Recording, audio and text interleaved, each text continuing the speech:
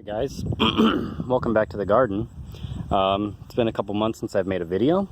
Not that they are huge hits by any measure, but I will keep moving on. So this is the state of the garden now. It is mostly overgrown, half dead, very thirsty, soil is poor, and yield has been not that great. And I am willing to admit that at least 95% of that is my fault. I've been sick for the past few weeks, and now there's a new thing going around in my house. Son just started daycare, so I'm going to really try to muster up the energy to get some shit done in the next couple days. I am way too late getting any fall crop started. I may cheat this year and buy a few plants from Lowe's. Not exactly what I want to do. But, you know, getting some seeds in the ground, unless I go really heavy with the nitrogen, not really sure if I can get a yield before the winter comes. Unless we have a mild winter, which we may. It is Maryland. So, basically what's happened here is summer came. It was extremely hot. I was working in a restaurant, and that of course means in this area that you are busier. So I was putting in a lot of physical hours, and the absolute last thing I wanted to do before or after, you know, going and sweating in a kitchen for 10 to 12 hours a day was coming outside and sweating in the sun. But once again, that's really no excuse. You know, I have to say I've eaten very little out of this garden this year. Tomatoes did okay. You can see they're just kind of all over the place there. You know, I've been a little too stuck in the permaculture mindset, where I just don't prune. You know, I got really lazy with weeding. You can see this patch here. I just ripped that out about a week or two ago. And there's still a lot more that needs to be done. I really need to amend the soil with something. Compost, maybe some bone or blood meal, maybe a little bit of all three, before I put more stuff in the ground. Now keep in mind, this was just sod. This was just grass that my dogs have been pooping on for, you know, decades, basically. And, you know, it needs a little work to turn into a vegetable garden, or a flower garden in the case over here. So, I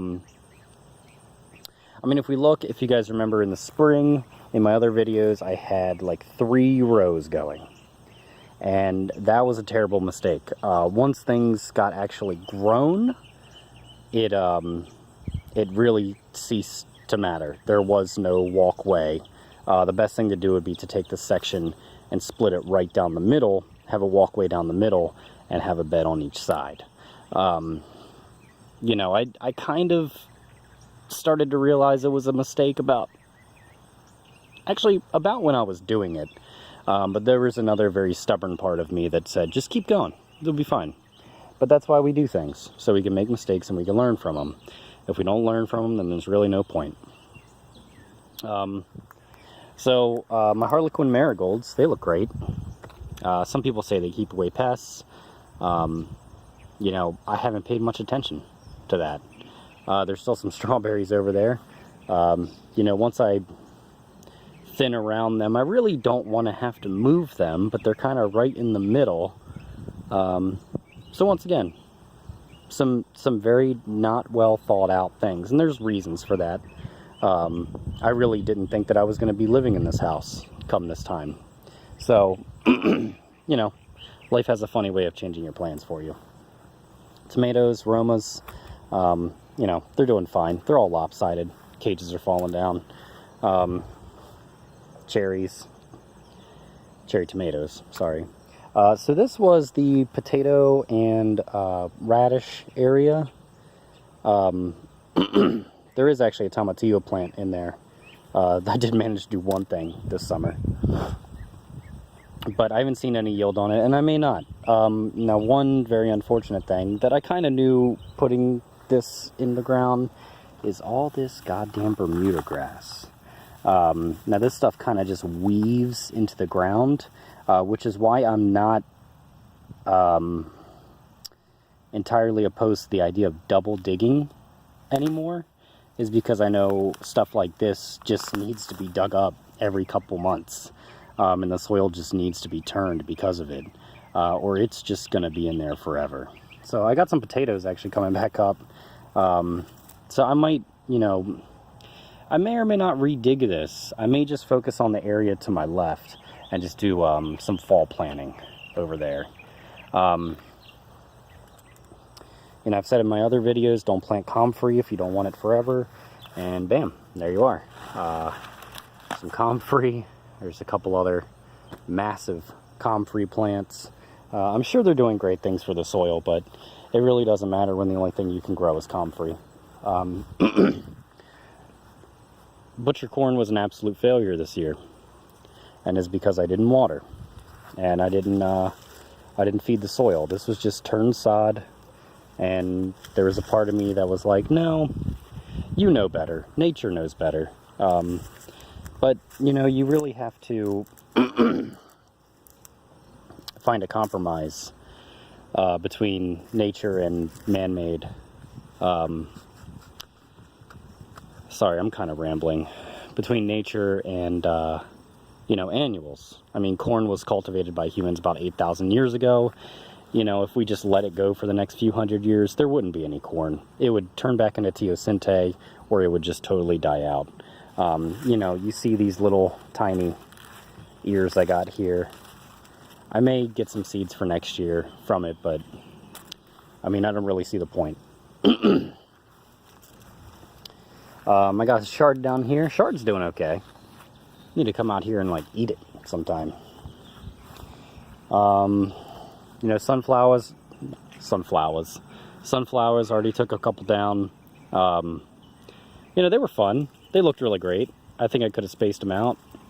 Some carrots, might just leave them in, wait for fall. Sorrel's doing great. Once the cold weather hits, I think I might actually start trying to eat it. More chard. Pepper's doing great. Peppers thrive on neglect, which is one of the reasons I planted them. I can just come out here, pick whatever I want. I might make a sofrito or a salsa or something like that with them. Really cool amaranth right here. Elephant ear. The plant didn't get as tall as its father did last year. These are the seeds I saved. I just think they're super cool. I may not even eat these things. They're just, you know, the flowers just look great. The seeds are plentiful. This is just kind of the wildflower patch grown around the asparagus patch.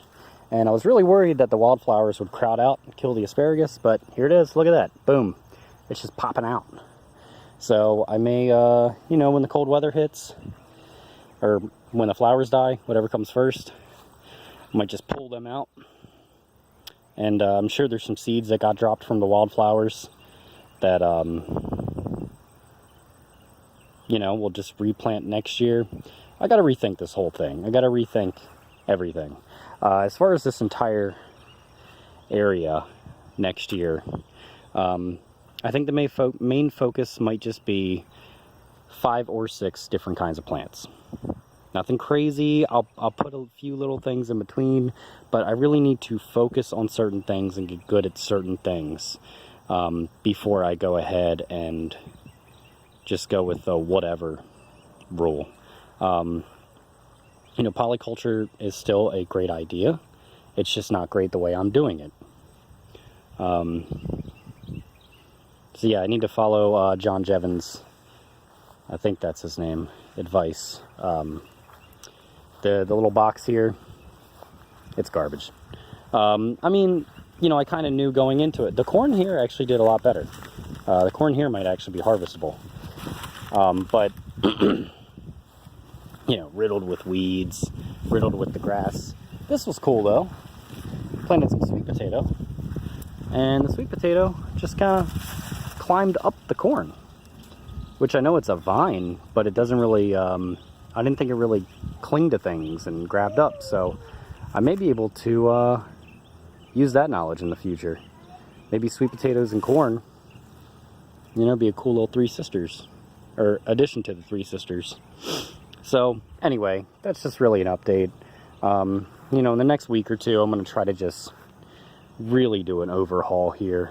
And if anyone is interested, my raspberry bush is doing phenomenal. It'll be going into its 4th year next year.